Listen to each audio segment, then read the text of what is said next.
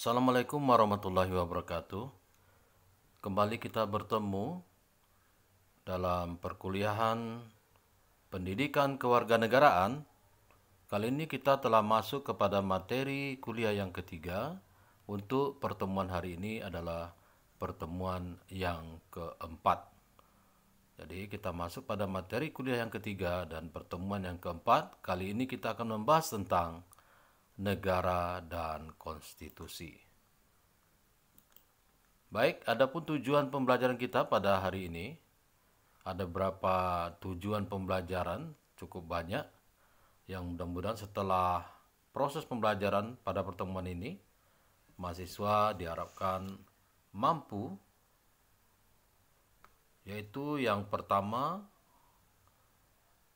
menjelaskan pengertian negara dan unsur-unsur pembentuk negara. Kemudian nomor 2, menuliskan tujuan umum negara dan apa sifat hakikat dari negara. Yang ketiga, memberikan beberapa contoh teori terbentuknya negara secara modern dan memberikan contoh negara yang terbentuk karena teori tersebut. Yang keempat, menjelaskan apa yang dimaksud konstitusi dan bagaimana sejarah kelahirannya. Yang kelima, memberikan alasan mengapa suatu negara memerlukan konstitusi. Yang keenam, mendeskripsikan apa saja yang menjadi nilai dan fungsi dari suatu konstitusi. Yang ketujuh, membedakan pengertian undang-undang dasar dengan konstitusi. Sedangkan yang ke-8, ke-9, ke-10 ya, tentang konstitusi yang berlaku di Indonesia, ini kita bicarakan di lain kesempatan. Baik, kita langsung saja kepada yang pertama, yaitu pengertian negara dan bangsa. Nah, istilah negara pertama kali dikenal di Yunani dengan istilah polis, yang artinya negara kota. Negara digambarkan dengan sebuah kota kecil yang sudah melaksanakan kepemimpinan yang demokratis. Lalu di Romawi dikenal dengan istilah civitas. Kemudian setelah beberapa abad mulai digunakan kata stato, status, atau statum. Dalam bahasa Latin artinya negara. Dalam menggunakan istilah negara, antar setiap bangsa mempunyai perbedaan. Misalnya the stat, the state, ya, the state, the etat, ya. Nah, Logeman mendefinisikan negara sebagai suatu organisasi kemasyarakatan yang bertujuan dengan kekuasaannya mengatur serta menyelenggarakan sesuatu masyarakat. Negara dianggap sebagai suatu gejala sosial dan politik. Negara merupakan organisasi di antara sekelompok atau beberapa kelompok manusia yang bersama-sama mendiami suatu wilayah tertentu dengan mengakui adanya suatu pemerintahan yang mengurus tata tertib dan keselamatan kelompok atau beberapa kelompok manusia tadi. Para pakar kenegaraan memberikan titik terang tentang pengertian negara sebagai berikut. Cronenberg mengatakan negara adalah organisasi yang didirikan atas dasar kehendak suatu golongan atau bangsanya sendiri. Sedangkan George Jelinek, negara adalah organisasi kekuasaan dari sekelompok manusia yang telah mendiami wilayah tertentu. Roger F. Soltom mengatakan negara adalah alat atau wewenang yang mengatur atau mengendalikan persoalan bersama atas nama masyarakat. Sedangkan Miriam Mudiarjo mengatakan negara adalah organisasi dalam suatu wilayah dapat memaksakan kekuasaannya secara sah terhadap semua golongan kekuasaan lainnya yang dapat menetapkan tujuan-tujuan dari kehidupan bersama itu. Sedangkan Sunarko mengatakan negara adalah organisasi masyarakat yang mempunyai daerah tertentu di mana kekuasaan negara berlaku sepenuhnya sebagai suatu kedaulatan. Nah, dari beberapa definisi negara di atas terlihat bahwa negara itu merupakan organisasi dari sekumpulan orang yang menempati wilayah tertentu dan diorganisir oleh pemerintahan yang sah dan mempunyai kedaulatan. Nah, dalam sejarah Indonesia, istilah negara sebetulnya sudah dikenal sebelum berdirinya negara Indonesia. Hal ini terlihat dari kata negara atau nagara sudah digunakan sejak kerajaan Tarumanegara pada abad kelima yang merupakan suatu negara. Waktu itu adalah kerajaan yang meliputi lembah Sungai Citarum di Jawa Barat yang dipimpin oleh Raja Purnawarman. Demikian pula raja-raja yang telah dikaitkan dengan kata negara, yaitu Jaya Negara, Raja Majapahit, dan Kartanegara, Raja Singosari. Nah, membahas negara maka tak akan lepas dari pembahasan bangsa. Menurut Kamus Besar Bahasa Indonesia, bangsa adalah orang-orang yang bersamaan asal, keturunan, adat, bahasa, dan sejarahnya, serta berpemerintahan sendiri. Sedangkan Budianto mengatakan bahwa pengertian bangsa dikemukakan juga oleh para pakar kenegaraan seperti berikut ini. Pertama, Otto Bauer, Jerman. Bangsa adalah sekelompok manusia yang mempunyai persamaan karakter. Karakteristik tumbuh karena adanya persamaan nasib. Ernest Renan, Prancis, dari Prancis mengatakan bahwa bangsa terbentuk karena adanya keinginan untuk hidup bersama, hasrat bersatu, dengan perasaan setia kawan yang agung. Sedangkan F. Ratzel dari Jerman mengatakan bahwa bangsa terbentuk karena adanya hasrat bersatu. Hasrat itu terbentuk karena adanya rasa kesatuan antara manusia dan tempat tinggalnya. Hans Kohn dari Jerman juga mengatakan bahwa bangsa adalah buah hasil hidup manusia dalam sejarah. Suatu bangsa merupakan golongan yang beraneka ragam yang tidak dirumuskan secara eksak. Kebanyakan bangsa memiliki faktor-faktor objektif tertentu yang membedakannya dengan bangsa lain. Faktor-faktor itu berupa persamaan keturunan, wilayah, bahasa, adat istiadat, politik, perasaan, dan agama. Dari beberapa definisi tersebut dapat disimpulkan bahwa pada dasarnya bangsa terbentuk disebabkan atas dasar kesamaan, baik dari segi keturunan, tempat, sejarah, adat, bahasa, dan tujuan yang dimiliki satu dengan yang lainnya. Kemudian kita masuk ke pembahasan berikutnya, yaitu tentang teori terjadinya negara. Berdasarkan teori, negara terjadi karena sebagai berikut. Yang pertama yang disebut dengan teori kontrak sosial, social contract. Teori kontrak sosial atau teori perjanjian, menurut teori ini negara terbentuk atas dasar sebuah perjanjian yang dilakukan oleh masyarakat. Para pendukung teori ini adalah Thomas Hobbes, John Locke, dan J.J. Rousseau.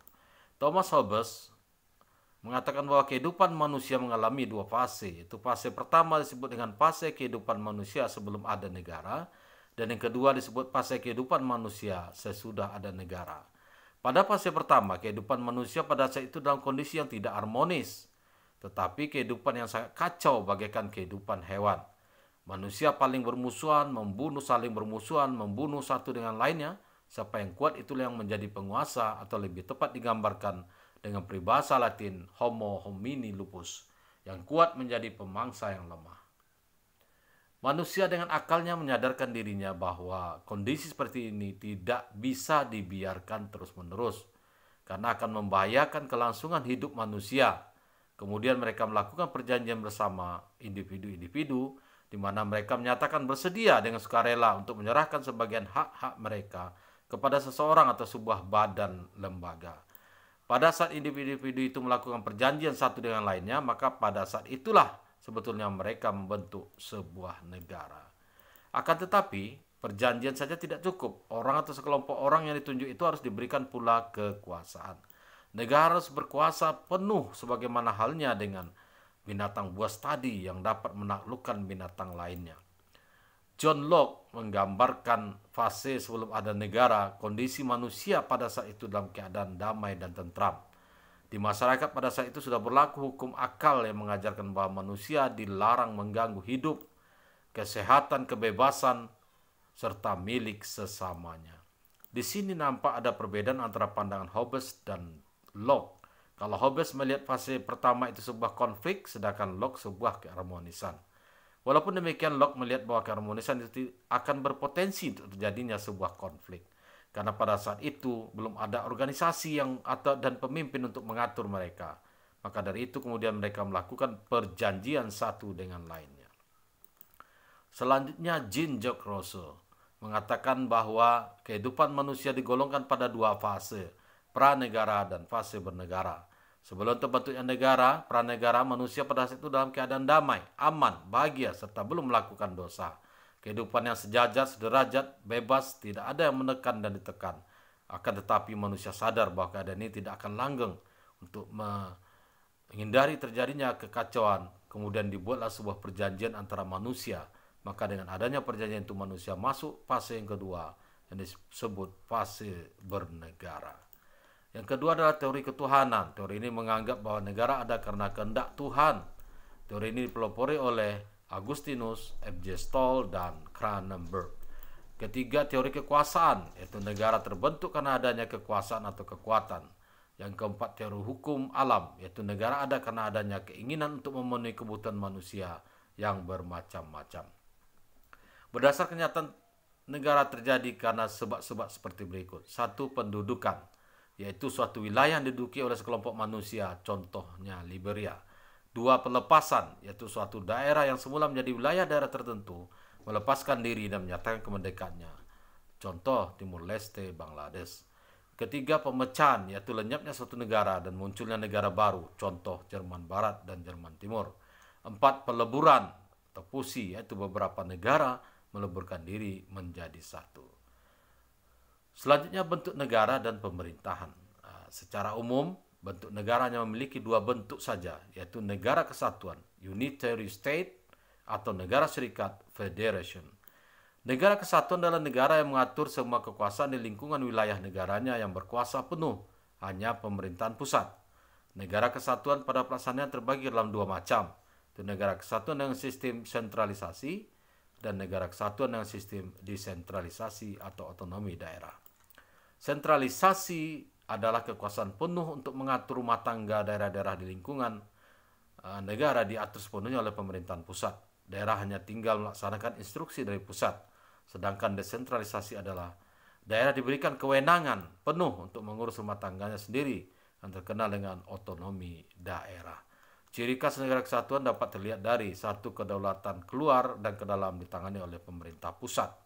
Negara hanya memiliki satu undang-undang dasar, satu kepala negara, satu dan menteri, dan satu DPR. Tiga, kebijakan hanya satu, terutama dalam bidang politik, ekonomi, sosial, budaya, dan pertahanan keamanan. Sedangkan negara serikat atau federasi adalah suatu negara yang mempunyai negara bagian. Negara tersebut gabungan dari beberapa negara.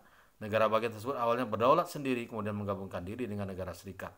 Biasanya dalam penggabungan itu dengan konsekuensi bahwa negara yang menggabungkan diri kepada negara serikat harus memberikan sebagian kekuasaannya kepada negara serikat.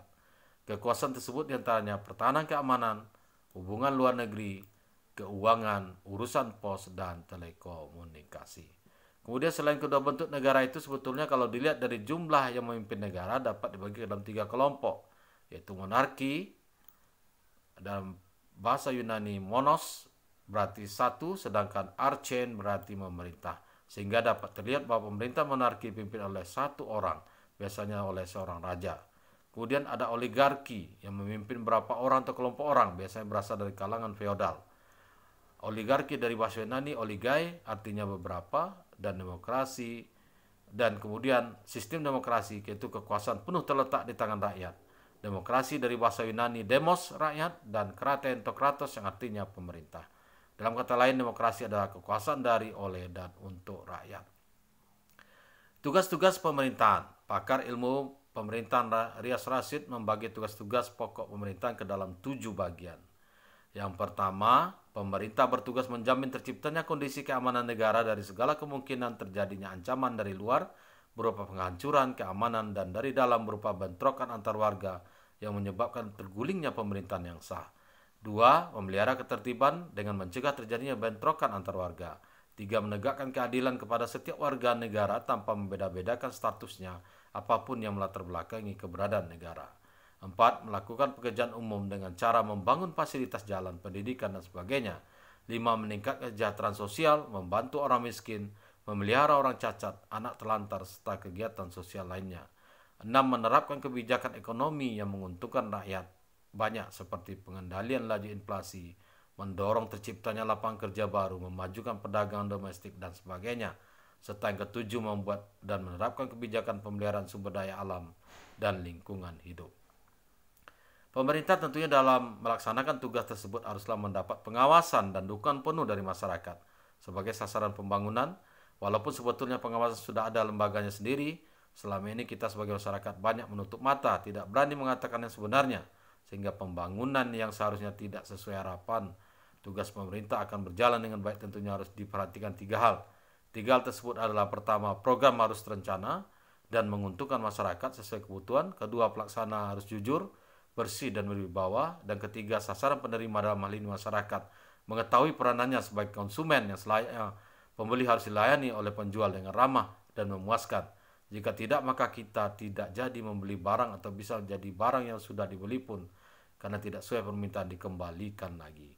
Dalam hal ini masyarakat sebagai sasaran pembangunan tentunya harus berani mengkritisi ketidakbenaran pemerintah dalam pembangunan, karena kalau kita biarkan ini akan merugikan masyarakat, bangsa, dan negara. Selanjutnya kita membahas tentang konstitusi. Arti konstitusi berasal dari constituere Prancis yang artinya membentuk. Dalam bahasa Latin merupakan gabungan dari 2 kata, yaitu cum yang artinya bersama-sama dan stature yang berarti berdiri. Membuat sesuatu berdiri atau menetapkan. Jadi konstitusi berarti menetapkan sesuatu secara bersama-sama. Dalam Kamus Bahasa Indonesia, konstitusi berarti segala ketentuan dan aturan mengenai ketatanegaraan. Yang kedua, undang-undang dasar suatu negara. Constitution, bahasa Inggris, terjemahkan dalam bahasa Indonesia sebagai konstitusi. Sedangkan undang-undang dasar merupakan terjemahan dari kata grondwet, bahasa Belanda, kata grond, tanah, dasar, dan wet, undang-undang dasar. Pengertian konstitusi dalam praktik lebih luas dari pengertian konstitusi dalam praktiknya lebih luas dari pengertian undang-undang dasar. Tapi ada juga yang menyamakan dengan pengertian undang-undang dasar. Menurut Lemhanas, konstitusi dalam negara adalah sebuah norma sistem politik dan hukum bentukan pada pemerintahan negara, biasanya dikodifikasikan sebagai dokumen tertulis. Dalam kasus bentukan negara, konstitusi memuat aturan dan prinsip-prinsip entitas politik dan hukum. Istilah ini merujuk secara khusus untuk menetapkan konstitusi nasional sebagai prinsip-prinsip dasar politik, prinsip-prinsip dasar hukum, termasuk dalam bentukan struktur, prosedur, wewenang, dan kewajiban pemerintahan negara pada umumnya. Konstitusi umumnya merujuk pada penjaminan hak kepada warga masyarakatnya. Pada negara modern, jaminan hak azazi warga negaranya biasanya tercantum di dalam konstitusi. Konstitusi oleh para pendiri negara, the founding father, diartikan sebagai hukum dasar. Undang-undang dasar adalah hukum dasar tertulis, sedangkan konstitusi adalah hukum dasar tidak tertulis. Namun dalam perjalanannya sejarah praktek ketatanegaraan di Indonesia tidak membedakan pengertian konstitusi dan undang-undang dasar. Hal ini terlihat pada masa awal kemerdekaan Indonesia mengenal Undang-Undang Dasar 45, namun pada masa Indonesia Serikat, penyelenggaraan negara dijalankan berdasarkan Konstitusi RIS 1949 dan berganti menjadi Undang-Undang Dasar sementara 1950 dan kembali kepada Undang-Undang Dasar 45 Peraturan 59 melalui dekret Presiden. Dekret Presiden dikeluarkan untuk menyelamatkan Republik dari perpecahan, mengingat Badan Konstituante yang tidak kunjung menyelesaikan tugasnya menghasilkan konstitusi. Beberapa definisi konstitusi dari para ahli. Yang pertama, Herman Heller membagi pengertian konstitusi menjadi 3. Yang A yaitu konstitusi dalam pengertian politis sosiologis, yaitu konstitusi mencerminkan kehidupan politik dalam masyarakat sebagai suatu kenyataan. Yang kedua, konstitusi dalam pengertian yuridis. Konstitusi merupakan suatu kesatuan kaidah yang hidup dalam masyarakat yang selanjutnya dijadikan suatu kesatuan kaidah hukum. Ketiga, konstitusi pengertiannya lebih luas dari undang-undang dasar, yaitu konstitusi adalah yang ditulis dalam suatu naskah sebagai undang-undang yang tertinggi yang berlaku dalam suatu negara. Kemudian Kachewer mengartikan konstitusi sebagai keseluruhan sistem ketatanegaraan dari suatu negara, berupa kumpulan peraturan yang membentuk, mengatur, atau memerintah dalam pemerintahan suatu negara. Sedangkan C. F. Strong mengatakan konstitusi sebagai suatu kumpulan azas-azas yang menyelenggarakan kekuasaan pemerintahan. Dalam arti luas, hak-hak dari pemerintah dan hubungan antara pemerintah dan yang diperintah menyangkut hak asasi manusia. Dengan demikian, konstitusi merupakan kerangka negara yang diorganisir dengan dan melalui hukum yang menetapkan pengaturan mengenai pendirian lembaga-lembaga yang permanen, fungsi-fungsi dari alat-alat pelengkapan negara, serta hak-hak tertentu yang telah ditetapkan. Profesor Prayudi Atmo Sudirjo mengatakan konstitusi sebagai berikut. Konstitusi suatu negara adalah hasil atau produk sejarah dan proses perjuangan bangsa yang bersangkutan. Konstitusi suatu negara adalah rumusan dari filsafat, cita-cita, kehendak, dan perjuangan bangsa Indonesia. Konstitusi adalah cermin dari jiwa, jalan pikiran, mentalitas, dan kebudayaan suatu bangsa. Sedangkan Miriam Udharjo mengatakan konstitusi adalah sebagai suatu piagam yang menyatakan cita-cita bangsa dan merupakan dasar organisasi kenegaraan suatu bangsa. Sedangkan Undang-Undang Dasar merupakan bagian tertulis dari konstitusi. Berdasarkan pendapat para ahli di atas, maka disimpulkan bahwa pengertian konstitusi adalah suatu kumpulan kaidah yang memberikan pembatasan-pembatasan kekuasaan kepada para penguasa. Yang kedua, satu dokumen tentang pembagian tugas dan sekaligus petugasnya dari suatu sistem politik. Ketiga, satu gambaran dari lembaga-lembaga negara beserta tugas dan kewenangannya. Empat, satu gambaran yang menyangkut masalah hak asasi manusia. Yang kelima, satu gambaran tentang hak dan kewajiban warga negara, sistem sosial ekonomi, dan lagu kebangsaan, lambang negara, dan bahasa nasional. Konstitusi dapat diartikan secara luas dan sempit. Konstitusi hukum dasar dalam arti luas meliputi hukum dasar tertulis dan tidak tertulis, unwritten constitution. Konstitusi hukum dasar dalam arti sempit adalah hukum dasar tertulis, yaitu Undang-Undang Dasar. Dengan pengertian ini, Undang-Undang Dasar merupakan konstitusi atau hukum dasar yang tertulis saja, written constitution. Perbedaan konstitusi tertulis dan tidak tertulis relatif tidak begitu penting, sebab hampir semua konstitusi di dunia merupakan konstitusi tertulis. Adapun konstitusi tidak tertulis sangatlah jarang dan hanya akan ditemukan pada 3 rezim demokrasi abad ke-20, yaitu Britania Raya, Selandia Baru, dan Israel.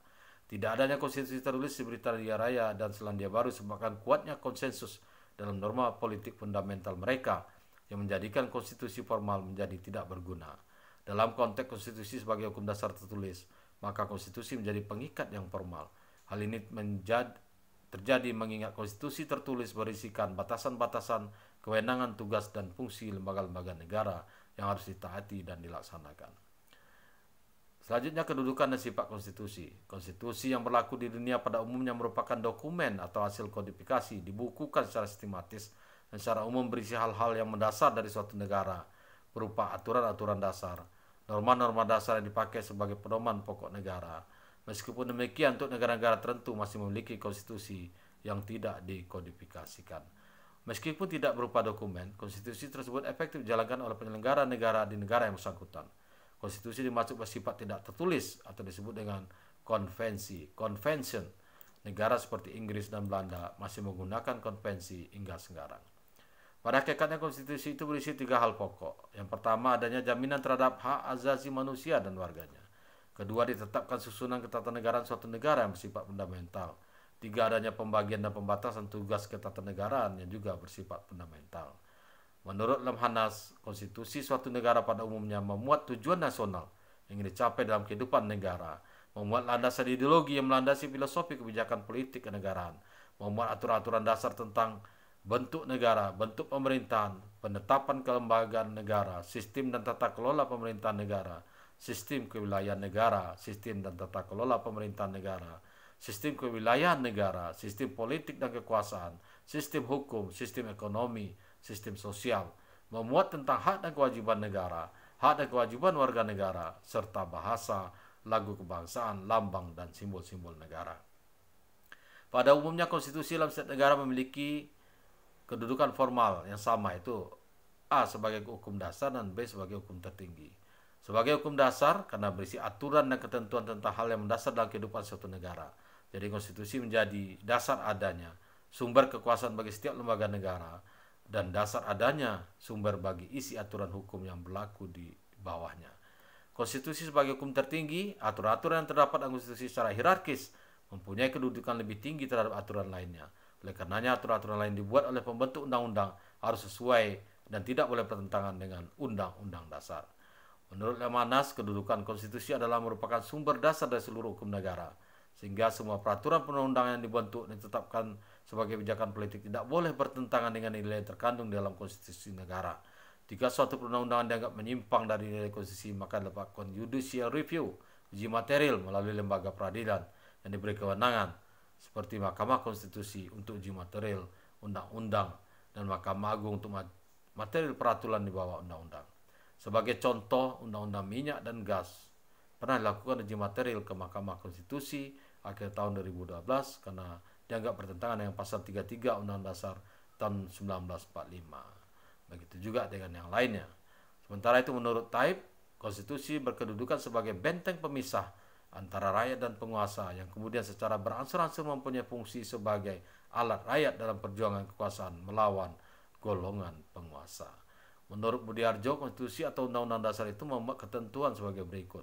Satu, organisasi negara, misalnya pembagian kekuasaan antara badan eksekutif, legislatif, dan yudikatif.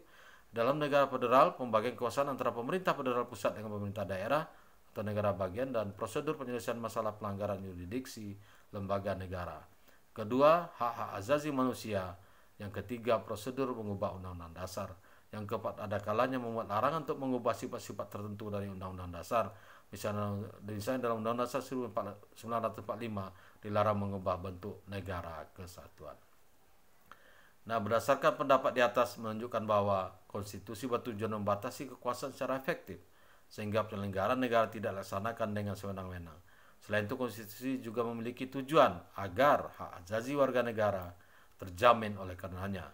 Untuk supaya tujuan konstitusi tersebut berjalan efektif, maka diperlukan suatu pengorganisasian kekuasaan yang terdistribusi, dengan kata lain tidak berada pada satu badan atau tangan kekuasaan. Selanjutnya, sifat konstitusi di suatu negara itu mempunyai sifat membatasi kekuasaan pemerintah dan menjamin hak-hak dasar warga negara. Menurut Asidik, sifat konstitusi biasanya dikaitkan dengan pembahasan tentang sifat-sifat yang lentur atau fleksibel, atau kaku, rigid, tertulis atau tidak tertulis, dan sifatnya yang formal atau material. Konstitusi dikatakan lentur atau kaku adalah apakah terhadap naskah konstitusi itu dimungkinkan dilakukan perubahan, dan apakah cara mengubahnya cukup mudah atau sulit. Dan dua, apakah naskah konstitusi itu mudah atau tidak mudah mengikuti perkembangan kebutuhan zaman. Konstitusi yang lentur apabila perubahan undang-undang dasar tidak memerlukan cara yang istimewa dan cukup dilakukan oleh lembaga pembuat undang-undang biasa. Dalam konteks negara Indonesia, mekanisme perubahan atau amandemen dasar dapat dilihat dalam pasal 37 Undang Tubuh Dasar 1945. Nah, berdasarkan pasal 37 Undang Dasar 45, perubahan yang keempat menyatakan bahwa usul perubahan pasal-pasal Undang Dasar dapat diagendakan dalam sidang MPR apabila diajukan sekurang-kurangnya sepertiga dari jumlah anggota DPR. Dua, setiap usul perubahan pasal-pasal Undang Dasar diajukan secara tertulis dan diajukan dengan jelas bagian yang diusulkan untuk diubah beserta alasannya. Ketiga, untuk mengubah pasal Undang Dasar di sidang MPR dihadiri oleh sekurang-kurangnya 2/3 dari jumlah anggota MPR. Selanjutnya, putusan untuk mengubah pasal-pasal Undang Dasar dilakukan dengan persetujuan kurang-kurangnya 50% ditambah satu anggota dari seluruh anggota MPR. Mekanisme perubahan konstitusi kiranya perlu rumit agar tidak mengurangi kesakralan konstitusi itu sendiri. Jika cara merubah konstitusi dasar sangat mudah, lalu apa bedanya undang-undang dasar dengan undang-undang biasa? Konstitusi tertulis apabila ia ditulis dalam naskah atau beberapa naskah. Dengan kata lain, konstitusi tertulis adalah konstitusi yang dikodifikasi, dibukukan lengkap dengan sistematika yang teratur. Konstitusi tidak tertulis jika ketentuan-ketentuan mengenai pemerintahan tidak tertulis dalam naskah atau beberapa naskah, melainkan hanya berupa konvensi. Menurut Busro, konstitusi dalam arti formil adalah perhatian terhadap prosedur. Pembentukannya harus istimewa dibandingkan dengan pembentukan undang-undang lain. Sedangkan konstitusi dalam arti material adalah perhatian terhadap isinya yang terdiri atas pokok yang penting dari struktur organisasi negara. Selanjutnya, tujuan konstitusi. Beberapa sarjana merumuskan tentang tujuan konstitusi sama dengan tujuan negara. Dalam hal tujuan konstitusi Indonesia, maka dapat dilihat dalam pembukaan Undang-Undang Dasar 45 alinea keempat, yaitu 1. Melindungi segenap bangsa Indonesia seluruh tumpah darah Indonesia. 2. Memajukan kesejahteraan umum. 3. Mencerdaskan kehidupan bangsa. Dan keempat, ikut serta melaksanakan ketertiban dunia. Selain itu, konstitusi memiliki tujuan sebagai berikut: memberi pembatasan sekaligus pengawasan terhadap kekuasaan politik, melepaskan kontrol kekuasaan dari penguasa itu sendiri, memberi batasan-batasan ketetapan bagi para penguasa negara dalam menjalankan kekuasaannya. Menurut Badillah, secara garis besar tujuan konstitusi adalah membatasi tindakan sewenang-wenang pemerintah, menjamin hak-hak rakyat yang diperintah, dan menetapkan pelaksanaan kekuasaan yang berdaulat. Berdasarkan tujuan konstitusi tersebut, jelaslah bahwa konstitusi ada untuk menghindari kesewenang-wenangan dari penyelenggara negara. Selain itu pula, konstitusi juga harus menjamin hak-hak warga negara. Dalam konstitusi Indonesia, pengaturan mengenai hak asasi warga negara diatur dalam banyak pasal, terutama pasal 28A, pasal sampai dengan pasal 28J. Selanjutnya, fungsi konstitusi. Konstitusi negara memiliki fungsi sebagai berikut: 1. Sebagai penentu atau pembatas kekuasaan negara. 2. Sebagai pengatur hubungan kekuasaan antar organ negara. 3 sebagai pengatur hubungan kekuasaan antara organ negara dengan warga negara, 4 sebagai pemberi atau sumber legitimasi terhadap kekuasaan negara ataupun kegiatan pelenggaraan kekuasaan negara, 5 sebagai penyalur atau pengalih kewenangan dari sumber kekuasaan yang asli pada organ negara, 6 sebagai sarana pemersatu, symbol of unity, sebagai rujukan identitas dan keagungan kebangsaan, identity of nation, serta sebagai center of ceremony. 7 sebagai sarana pengendalian masyarakat, social control, baik di bidang politik maupun di bidang sosial ekonomi. 8 sebagai sarana perkayasaan dan pembaruan masyarakat, social engineering dan social reform. Menurut Lemhanas, konstitusi berfungsi untuk membatasi kekuasaan penguasa agar pemegang kekuasaan tidak bertindak sewenang-wenang, serta melindungi hak asasi manusia bagi seluruh warga negaranya, sehingga setiap penguasa pemegang kekuasaan pemerintahan wajib menghormati HAM dari setiap warga negara dan memberikan jaminan perlindungan hukum dalam rangka melaksanakan haknya. Kekuasaan penguasa suatu negara perlu dibatasi. Pembatasan tersebut baik pada lamanya berkuasa maupun kewenangannya. Hal ini penting karena menurut Hobbes, manusia memiliki kecenderungan untuk gila kekuasaan. Jika penguasa sudah demikian, maka ia akan melakukan berbagai cara, termasuk cara-cara yang melanggar HAM demi mempertahankan kekuasaan. Ya, sebagaimana contoh di Indonesia tercatat dalam sejarah, bagaimana era Orde Lama yang merintah, era Orde Baru yang memerintah selama kurang lebih 21 tahun, terjadi penyimpangan dari konstitusi. Selanjutnya pada masa Orde Lama juga terjadi penyimpangan karena ingin mengangkat presiden seumur hidup, dan kemudian pada masa Orde Baru pemerintah kurang lebih selama 32 tahun terjadi berbagai penyimpangan pada konstitusi, seperti menjamurnya korupsi dan nepotisme dalam pemerintahan, pelemahan fungsi kontrol media massa, pembangunan tidak seimbang antara pembangunan fisik dan psikis warga negara, mengakibatkan lemahnya daya saing sumber daya manusia Indonesia. Orientasi pembangunan fisik juga telah mewariskan hutang negara yang tidak sedikit. Selain itu, amandemen terhadap dianggap kaku. Nilai konstitusi menurut Weinstein dalam Lemhanas, juga dikutip oleh Damanhuri, terdapat 3 nilai konstitusi. Pertama, nilai normatif. Hal ini diperoleh segenap rakyat suatu negara menerimanya, dan bagi mereka konstitusi tersebut merupakan suatu kenyataan hidup dalam arti sepenuhnya diperlukan efektif. Artinya konstitusi benar-benar dilaksanakan secara murni dan konsekuen. 2. Nilai nominal. Konstitusi yang mempunyai nilai nominal yaitu berarti secara hukum konstitusi berlaku, tapi kenyataannya kurang sempurna, sebab pasal-pasal tertentu dalam konstitusi tersebut ternyata tidak berlaku. 3. Nilai semantik. Dalam hal ini konstitusi hanya sekedar istilah saja, meskipun secara hukum konstitusi tetap berlaku, tapi dalam kenyataannya pelaksanaannya selalu dikaitkan dengan kepentingan pihak penguasa. Berdasarkan nilai konstitusi yang dijabarkan di atas, kiranya nilai-nilai tersebut secara alamiah selalu ada dalam perjalanan negara yang menganut konstitusionalisme, meskipun dengan kadar yang berbeda dan situasi yang berbeda. Menurut Lemhanas, konstitusi memiliki peran strategis berupa menjaga kredibilitas dan efektivitas sebagai lembaga politik, menjamin kehidupan demokrasi dan public engagement, menumbuhkan kepercayaan masyarakat dalam rangka akuntabilitas badan-badan publik. Untuk terjaminnya peran strategis di atas, kiranya perlu suatu penataan sistem ketatanegaraan yang efektif dan efisien, serta adanya pembagian atau pemisahan kekuasaan, sehingga ada sistem saling kontrol antar lembaga negara.